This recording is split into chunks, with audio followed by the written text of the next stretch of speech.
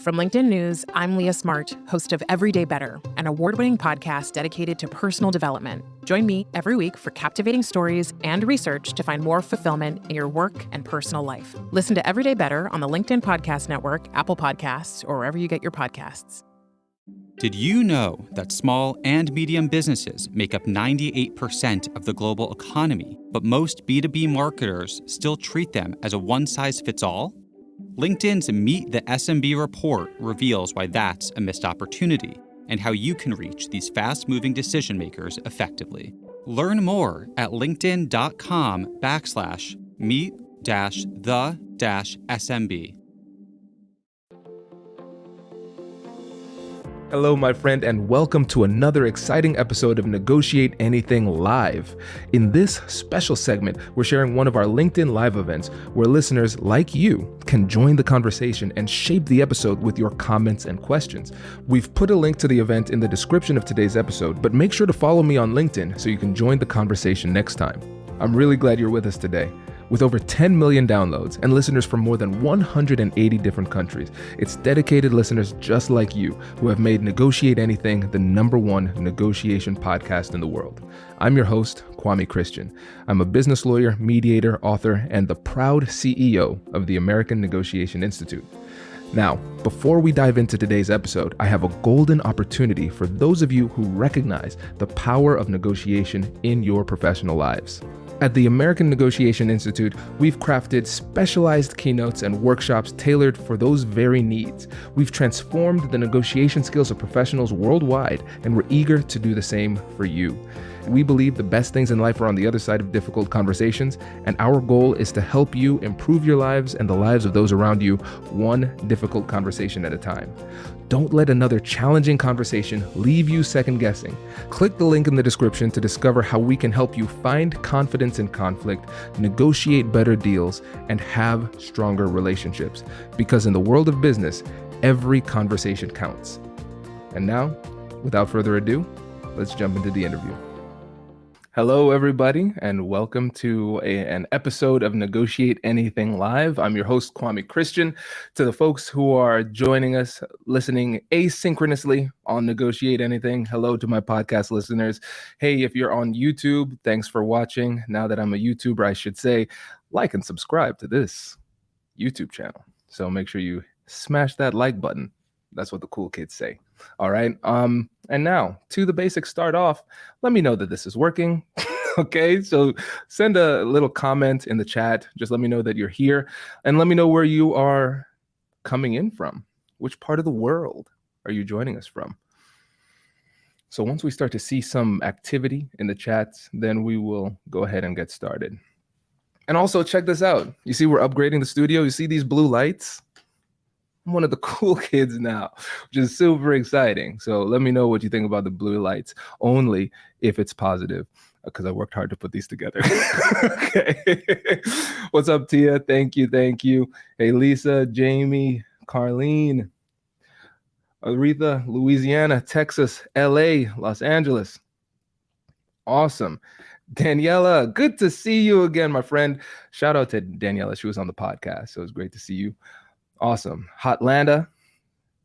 Do people still say that? Atlanta, ATL. Mexico. Bienvenidos. Long Beach, California. Arizona. Columbus. Laura. Hey. Good to see you. Yeah, I'm in Columbus too, for people who don't know. Great. Well, welcome, everybody. Welcome. So today we are doing this LinkedIn Live. It's based on my most recent course with LinkedIn Learning, communicating about culturally sensitive issues. Naming things is always challenging. So if I can just copy and paste the name from a course to a LinkedIn Live and call it that, that'll make my life a lot easier. And so if you haven't checked that out, make sure you check it out. We'll put a link in the description. So if you haven't looked, you can get the full vibe on it. But I'm just going to call out 3 things. Oh, hey, we got 2 people from North Carolina. That's great. I'm going to be in North Carolina next week. So yeah, so I'm going to pull out 3 things that I want to talk about, but as always, I want to hear from you. So when you have thoughts, just drop it in the chat. Simone will highlight some of those things, some of those ideas that come through. If you have questions, we will get to those questions toward the end. So make sure you ask the questions that come to mind. And if you see a question that you like, give it a lot of likes to signal to Simone, hey, we want to make sure that Kwame answers this question, okay? Simple rule about questions, the harder the better. I don't want easy questions. I'm just kidding. But yeah, don't be afraid of asking me hard questions. That's when it gets really fun. And if you don't agree with something that I say, feel free to call that out, because that leads to really good conversations too. Okay, so first, we're going to talk about what the challenge is. Why are we even talking about this, and what makes these conversations so tough? Then we're going to talk about empathy and what people often miss about empathy. And then lastly, talking about biases, but in a completely different way.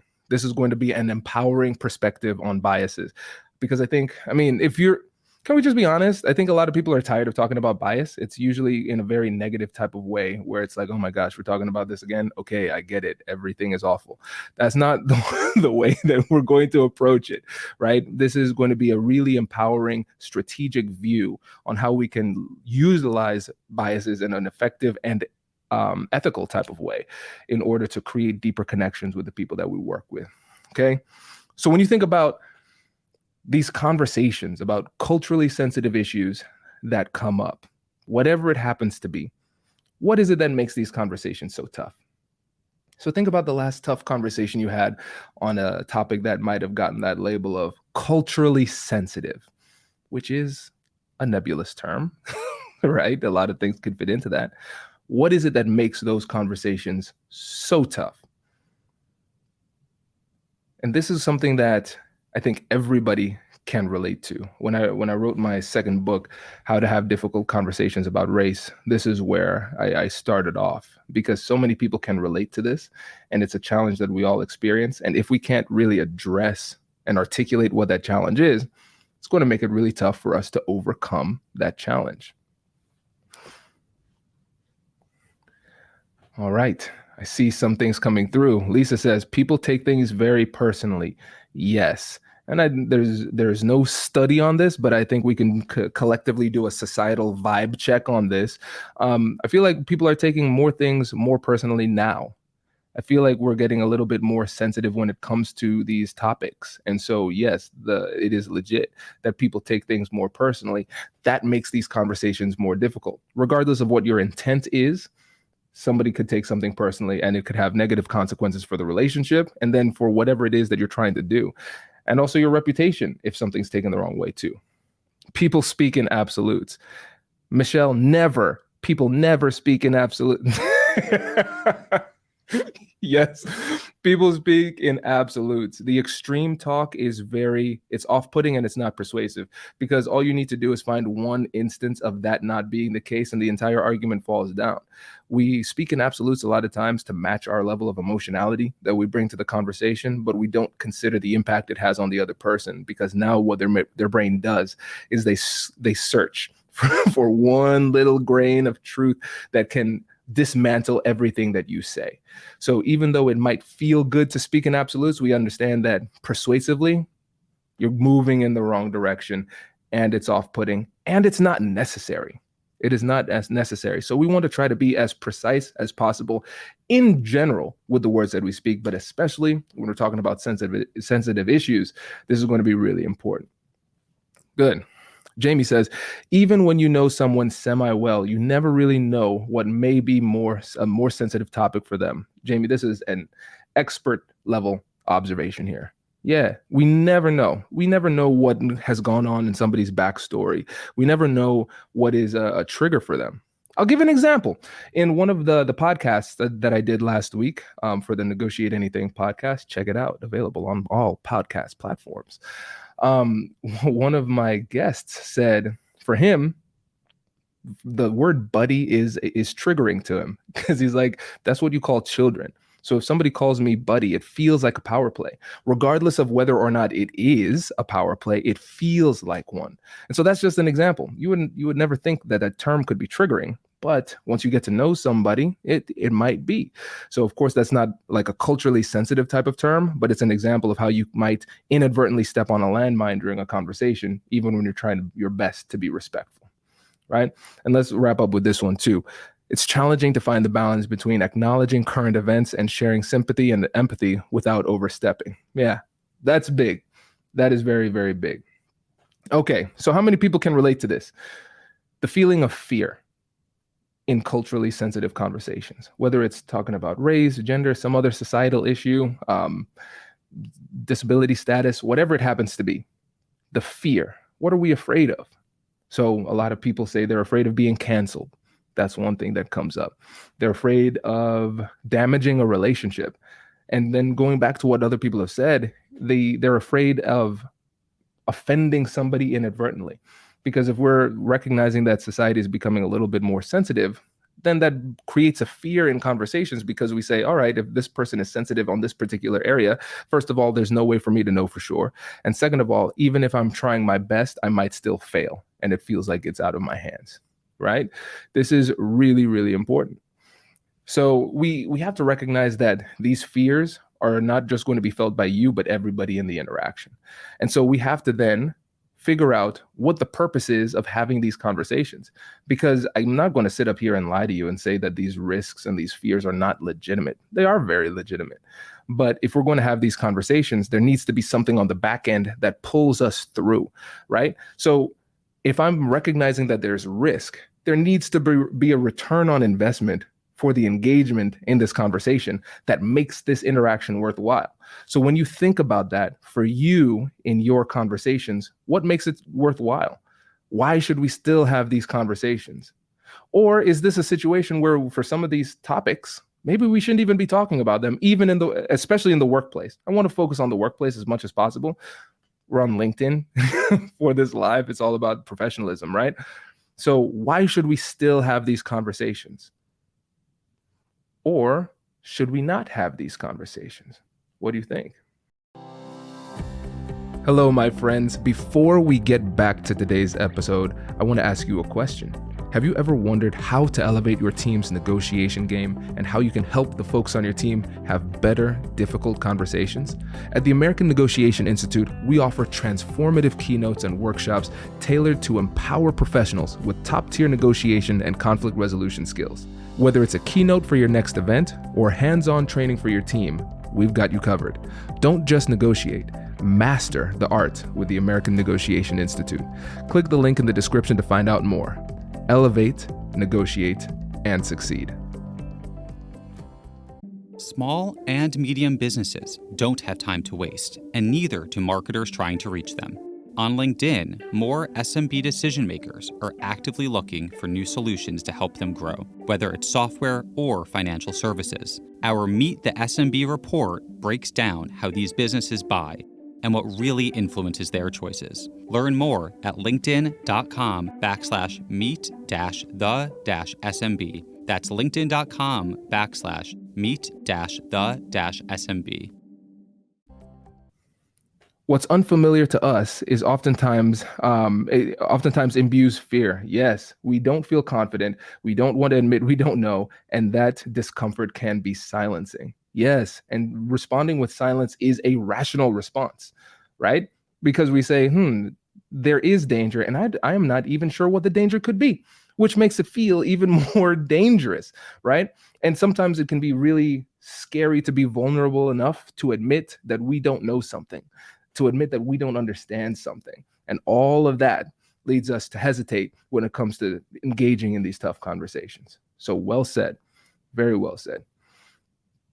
Afraid my feelings might be dismissed and disrespected, or making a person feel like I'm dismissing their pain by sharing mine. Oh, that's big. That is big, right? Because again, there have been times where we've leaned into having these conversations. We might have said to ourselves, yeah, I'm going to do this. I'm going to step up. It's scary, but I'm going to do it. And then somebody dismisses the way that we feel. Somebody dismisses our perspective. And that hurts. That hurts because it leads to feelings of learned helplessness. All right, so I see a problem, I'm experiencing something, I need to step up and say something. Then I finally gather the courage to step up and say something, and somebody dismisses the way that I feel. Yeah, it can hurt. And so we might carry that pain and that baggage into our next opportunity to have a difficult conversation. And then that learned helplessness might make us say, you know what, it's not even worth the time. I shouldn't even do this. It's not worth the risk, right? So that's big. Good call. Good call. Yeah. And what else? Oh, I see Shakir. Also, check out Shakir's episode on the podcast on storytelling. Awesome episode. Masterclass. So this is great. Shakir says, give people some grace until they abuse that. A good relationship is on the other side of those conversations. Hey, man, I like the way you said that. Because, of course, the motto at ANI is we believe the best things in life are on the other side of difficult conversations, right?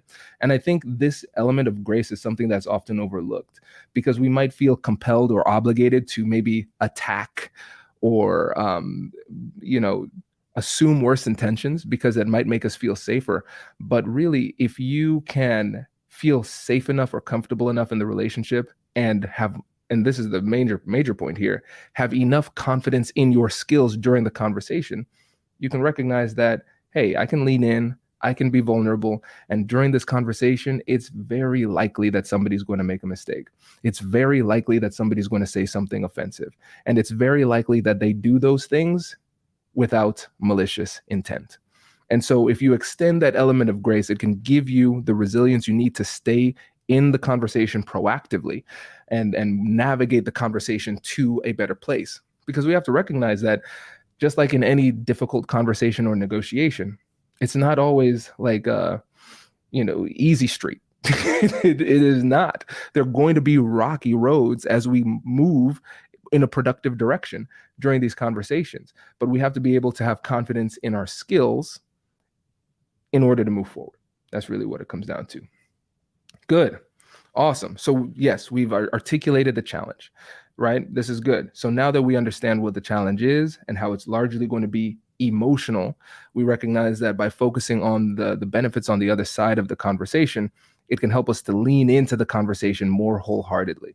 Because like Shakir said, at the end of the conversation, we might have a better relationship.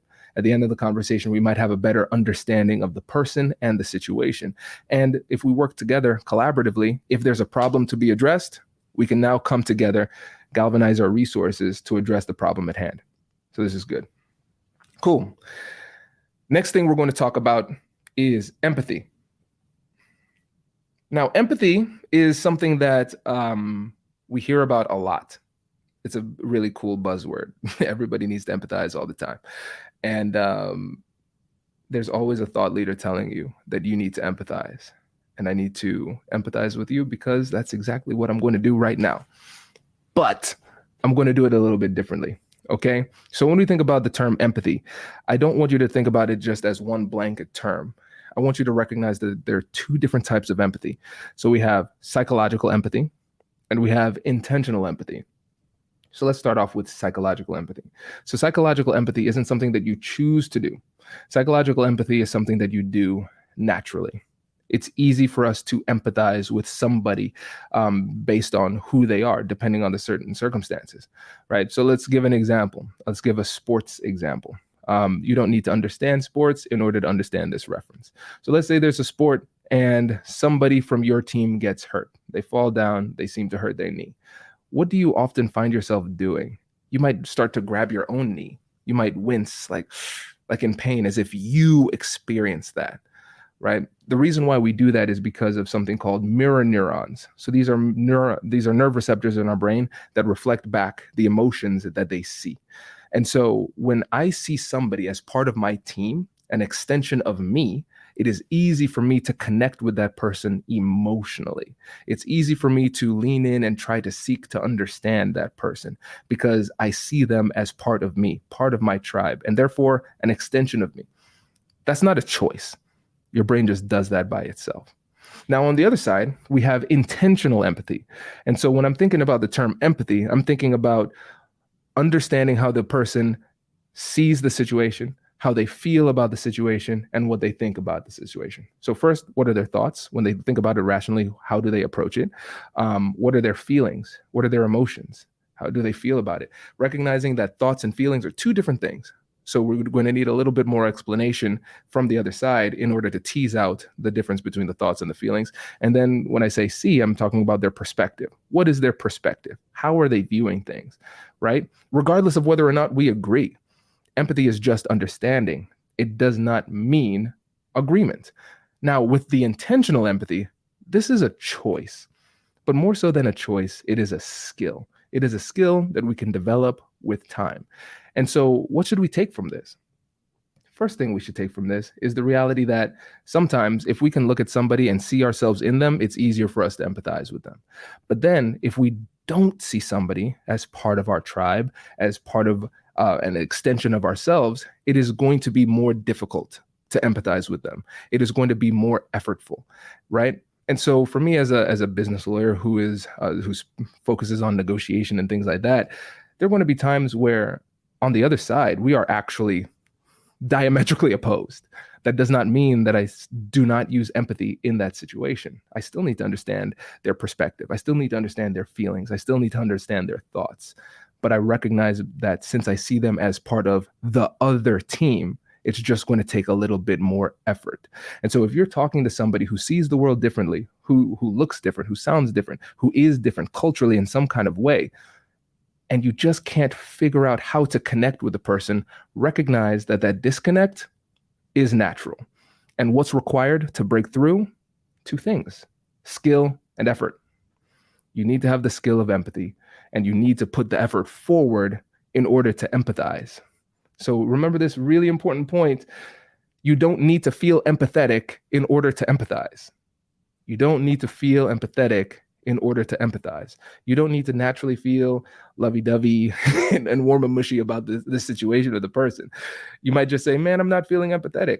And to me, to you, I would say that's completely natural. Would be natural for you to not feel empathetic in this situation, but it does not absolve you of the responsibility of empathizing, because that's a choice. That's a skill. Okay. Last one. Talking about bias, but in a more empowering type of way. If you remember, a couple of weeks ago, we did the presentation on trust, the LinkedIn Live on trust, and the take that I have on trust is different. Trust to me is a positive bias, right? You don't need to think through logically whether or not you trust somebody. You just trust them. It's a feeling, and that feeling comes from a good relationship. Whatever it happens to be, the person trusts you a little bit more. And so when we're talking to people who have different perspectives, come from different cultural backgrounds or whatever it is, we have to recognize that, again, number one, it's going to require intentional empathy. And number two, what we can do is we have to recognize that there may be some negative biases that exist, but what we should try to do is mobilize positive biases in our favor. Trust is one of those positive biases. So we want to create opportunities to interact in a meaningful way with people who have different backgrounds, because this will start to generate more of that positive bias of trust to overcome the negative bias. And so that the negative biases that may exist potentially, and we have to think about biases in a more innocuous type of way, because biases are just a psychological reality. Right. And so there might be a bias that comes from a negative perception about a group, but there might just be the lack of familiarity that leads to a negative bias, because just human to human, if I'm not familiar with you, the safest thing for me to do is not trust you as much, which can turn into a negative bias. Right. So what we want to do is we want to actively work against that by creating strategic opportunities for us to make meaningful deposits into the relationship bank account. That's it. It doesn't take much, but we just want to create opportunities for more interactions. The other thing that we can do, another example of bias that we can use in our favor ethically, always want to emphasize the word ethically here, is called affinity bias. So for people who are in the inclusion and belonging space, or people who are in human resources, your hair should stand up on edge and you should say affinity bias is bad, and it can be. So what affinity bias is you are like me, so I like you. So there's going to be a natural preference for people who we see as similar. We can still play on that exact same psychology by recognizing, hey, if there's a cultural difference between me and another person, what I want to do is I want to have enough interactions with them, positive interactions, for me to learn about them, learn about their background, learn about what they care about, those type of things, and find unique points of similarity. So even though culturally we might be different, or we might see the world differently, we probably still have something in common. We might have similar hobbies. We might care about our families and have similar stresses, right? Those type of things. And so you want to be intentional about creating trust and creating opportunities to point out areas of similarity, because that will create some positive momentum to make the difficult conversations easier. And so these are some simple things that we can put into place when it comes to having these culturally sensitive conversations. And now I want to turn it to your questions. I want to turn it to your questions and get your thoughts. And again, I want you to feel comfortable asking whatever comes to mind and feel comfortable using this as a coaching session. Give a scenario. What would you do in a situation like this? And as you can see with the way that I'm approaching this, I want this to be accessible, approachable, and easy to put into place. I didn't focus much on hard tactics for specific conversations, but more on mindset and approach. Because if we can get this underlying baseline of understanding and connection and recognizing that we are more similar and more connected than we might have originally recognized, then that puts us in a position to have a really, really firm foundation that we can build on for the conversations that we have with each other. But a lot of times the mistake that we make is that we start at a point of contention. So it's like, I disagree with you on this specific thing. Let's start the conversation there. That's hard to do. But if we take the time to understand each other, learn about each other, and find out points where we can agree going into these conversations and empathize with intentionality, then it makes the rest of the conversations that we have with this other person or on this topic a lot easier, just because we took the time to set a really, really strong foundation for the relationship. So cool. We got our first question. William Yates, thank you. If context in the conversation is sharing background stories, as often happens when making new connections, ask open questions, listen deeply, and be willing to learn. Ooh, that's big, especially that last part, because that requires a lot of humility. Humility simply in this context would mean just acknowledging the fact that we cannot fully understand somebody. We can't fully understand their backgrounds. We have different backgrounds, but what we can do is we can listen with humility and be willing to learn from each other. It should be a mutual exchange of information. That's how relationships deepen in general. You share a little bit about yourself. I reciprocate by sharing a little bit about myself. And then we go back and forth. And then we feel more comfortable being vulnerable. We feel more comfortable sharing, and then we can learn from each other and build from there. This is good. Oh yeah, no worries, William. I see it now. You're good. Good. We have Nicola says, afraid of my feelings being dismissed and disrespected, making a person feel like I'm dismissing their pain by sharing mine. I want to get to that last point, dismissing their pain by sharing mine. I think that's really important. In my last book, I had this section called The Pain Off, the great pain off. And so what ends up happening a lot of times in these conversations is somebody shares a little bit about themselves. They share a background or a situation that might have hurt them or something like that. And then we reciprocate in order to try to share some empathy. We say, you know what? I went through something similar and this was my experience. And then the other person says, wait a second, is this like you think your pain is worse than mine? Well, let me add to my story to let you know that your pain was not similar, mine was worse, right? And then it becomes a really unproductive conversation where we start to try to measure each other's pain, and the person who has the most pain has the most validity in the conversation. That can be really damaging over time. And so one of the things that I suggest doing is just, first of all, being mindful of this pattern. If somebody shares a story, I think it's common for other people to share their story too. But in a situation where there might be very high emotions and the person might be very triggered, if you see that specter of emotionality or pain or hurt, unless it is required to advance the conversation, I would hold off on sharing that pain until you recognize that the emotional temperature of the room has dropped down.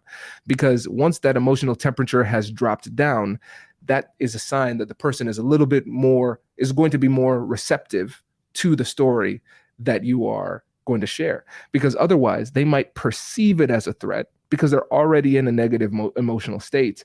And then your attempts at creating a connection through empathizing and showing that you've gone through something similar might be perceived as something that is negative, and they might consider it as you trying to diminish their experience too.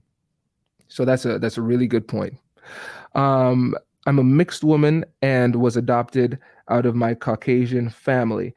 My dad is Black. I identify as Black, yet biologically percentage is more Caucasian, and was adopted into a Black family. I think that's good background for this for the example that you gave.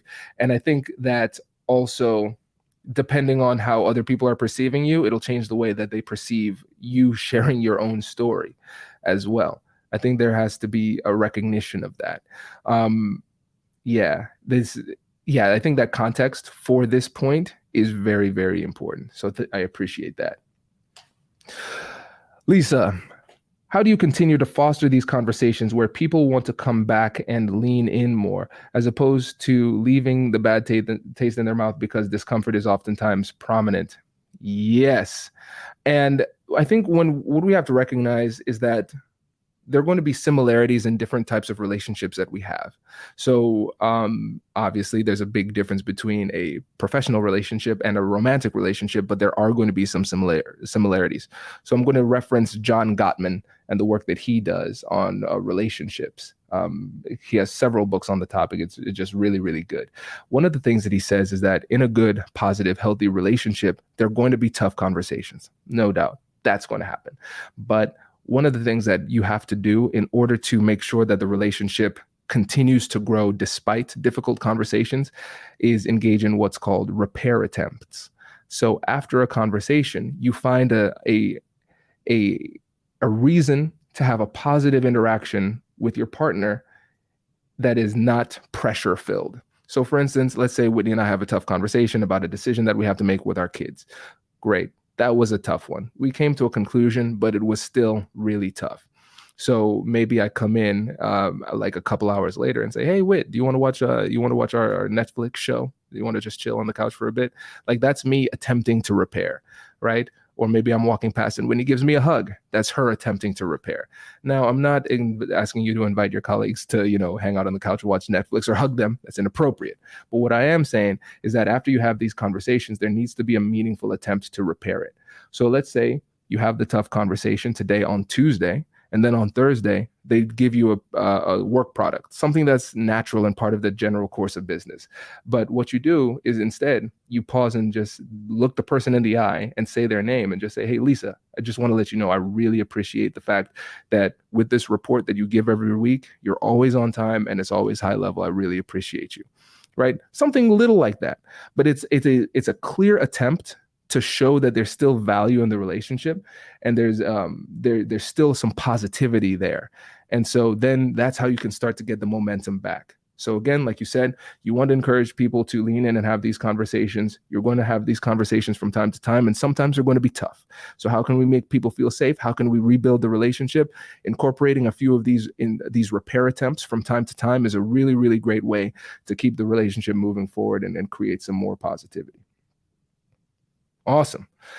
Laura, how do you approach an imbalance of vulnerability in a given group? We had a speaker recently who noted that being equitable means allowing people to bring their desired self to the space at work. But when you try to create a group culture that builds mutual trust, do you need everyone to be willing to lean into that to be able to effectively tackle difficult conversations? I think, well, first of all, no, we don't need everybody to be willing to do anything because that would be an impossibility. But when we think about that imbalance of vulnerability, I think that's really important. I think there needs to be a little bit of balance, some mutuality when it comes to the element of vulnerability in any group, in any relationship, because it feels bad if you are oversharing. Well, I shouldn't even say oversharing. If you are sharing to a certain level and the other person or the other people don't seem to match that, you feel a little bit exposed. And so I think a lot of times we try to jump into the deep end with these conversations when we should be starting off a little bit smaller. All right, let me share a little bit about myself. You share a little bit about yourself, right? And we start to build that vulnerability incrementally. I think that's really important. And then we have to recognize that, yes, when we want people to be included. And by included, what we mean is we want them to feel able or confident to bring their authentic self to work and not be penalized for it, right? And I think as with every culture, a culture is dynamic. It's not static. It's always changing. And so if we have a new leader, that's going to change the culture. If we have a new team member, that's going to change the culture. And I think what we have to do is we have to constantly evaluate how culture is shifting based on how life and the world is shifting just in general. We have to have these these checkpoints just to make sure that there isn't an adjustment that needs to be made. Let's use the example of COVID, for example. A lot of time, a lot of people just found themselves in a remote work environment when they were never, when that was never a possibility. Okay, something significant changed. We have to have a conversation about what this means for us. What is this new culture that we're going to create? How do things change? How do they stay the same? I think that needs to be an open conversation. And if you're a leader in the company, I think we have to have regular check-ins to touch base to see how people are doing, how people are perceiving the situation, and whatever it happens to be. But it just requires constant communication. Heather Schuler, I know you. Heather was on the LinkedIn Learning team to produce the course. So good to see you, my friend. Can you give another example of how you cultivate an empathetic response to someone you do not empathize with naturally? Let's add that naturally part. First, what I would do is I would recognize that there is going to be that normal human desire to counter what it is that they say. So let's say we don't empathize with them naturally. Maybe it's because they have a different background, or they see the world differently, or simply put, we might just disagree with them completely. And so what I want you to do is lead with curiosity. I turn it into a game. When I'm really struggling to empathize with somebody, I try to turn it into a game. And so my game is this. I want to be able to demonstrate my understanding to the other person in a way that is so thorough and complete that it surprises them. So I'll just keep on listening, summarizing, and asking questions. And then once they give me everything that they have on the topic, I'll just say, all right, so let me just do a quick summary. So your perspective is XYZ, and you believe this for 1, 2, 3, and you have this concern of ABC. Am I getting that right? And they're like, wow, yeah, you are. No, that's a really good summary, right? So I turn it into a game. So again, let's go back to the beginning. Empathy means understanding. It doesn't mean agreement. I can summarize and empathize at a really, really high level while vehemently disagreeing with everything the person says. And I think what we have to do is shift from this idea of common ground to this idea of common understanding. Right? So we don't have common ground because we don't agree. So we can't just say, I'm not going to consider this conversation successful until we reach common ground. That might not be possible. But what we could do is we can say, no, at the end of the day, if we can reach a point of common understanding where I can understand you and you can understand me, regardless of whether or not we can agree, that gives you enough positive momentum that you can use as a foundation for the conversation that you can build upon going forward. So I think just understanding and having a bit more of a realistic perspective on what's possible and recognizing that common ground isn't always possible, but common understanding is, I think that will help you to feel a lot more empowered in that conversation. But it takes a lot of work. And I think we have to, as we're looking within ourselves and we're recognizing, I'm having a lot of trouble understanding this person. I'm having a lot of trouble empathizing with them because I see the world differently. That's going to create a little bit of tension, a little bit of stress, maybe some anxiety inside your body. It's not going to feel good. And a lot of times doing the right thing strategically in these conversations doesn't feel good because it requires a lot of restraint. If somebody says something that you disagree with, you're going to want to counter that. But that isn't what will get you to where you want to go, not a direct counter. You have to respond with curiosity, empathize, understand. And then once they feel heard, then you can share your piece. I think that's really important. All right. How do you revisit a conversation in which your experience was denied or invalidated? So this is good. This is really good. What I would do is, first of all, we have to have that secondary conversation. I think that's really, really important. And I think no matter what happens in a conversation, if a conversation goes poorly, I think most people can kind of feel that, right? And so what we would do is lean into the conversation and try to get a better understanding of what it is that they're saying while communicating your piece as well. So the example that I like to give for how to start a conversation, a difficult conversation or otherwise, is a simple formula: situation, impact, invitation. Situation, impact, invitation. So with situation, what we're going to do is we're going to describe the situation using what I would call naked facts. So these are facts that are stripped of all interpretation, judgment, or opinion. Next, we're going to talk about the impact, and we're going to try to personalize this as much as possible. Say the impact it had on you, because that's more difficult to counter or be against. And then lastly, we're going to focus on the invitation. So we're going to invite them to have the conversation. Nobody likes being ambushed, so it's going to have to be an invitation. And so we're going to ask them when is a good time for them to have the conversation, now or later. So let's use the example that you said. So revisiting a conversation where your experience was denied or invalidated. So what I do is this situation. Hey, last week we had a conversation, period. That is the situation. There's nothing that anybody can counter with that. You just want to describe it as neutrally as possible so they can understand where we're going, but not counter what we're saying, right? So last week we had a conversation. I didn't feel as though I got my point across in that conversation, okay? And then I'd like to have a follow-up conversation with you so we can kind of get a better understanding of each other, because you're somebody that I care about or I respect. We're going to be working together in the future. And I think it'll be good for us to kind of get on the same page. Something really simple like that. And that's a freestyle. That's no prep. But again, what you're showing is that in 10 to 15 seconds, you can simply articulate what it is that you want to do in a conversation and starting a conversation in a way that's non-threatening for the other side. Then when you're in the conversation, what I would do is I would start with curiosity. I'd first say, hey, what was your perspective on that conversation? How do you think it went? Okay. And then out of curiosity, if you were to guess, how do you think I felt about the conversation, right? I want to hear it from their perspective, because what I'm doing is aiming. A lot of times we go into these conversations and we just start saying what we want to say, not knowing whether or not we're articulating it in a way that would be received by the other side. And so by getting their perspective first, now I have a clearer target on how I'm going to articulate my point.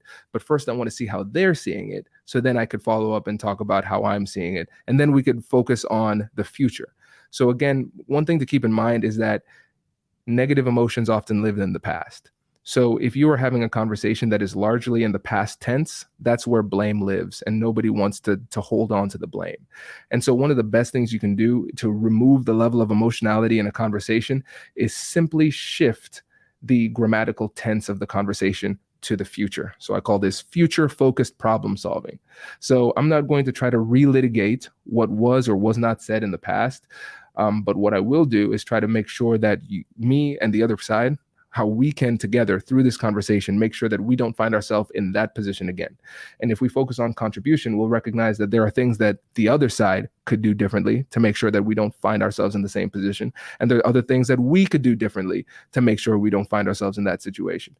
And so instead of thinking about this conversation as a confrontation, it's a negotiation. We're negotiating on behalf of the relationship and making sure that going forward, we have a relationship that is tenable, workable for both parties. Awesome question. Awesome question. Cool. Hey, Pat, good to see you.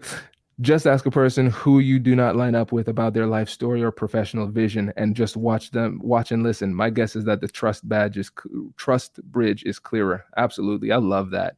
And you're recognizing this pattern. You can't empathize without listening. You can't create those connections without listening.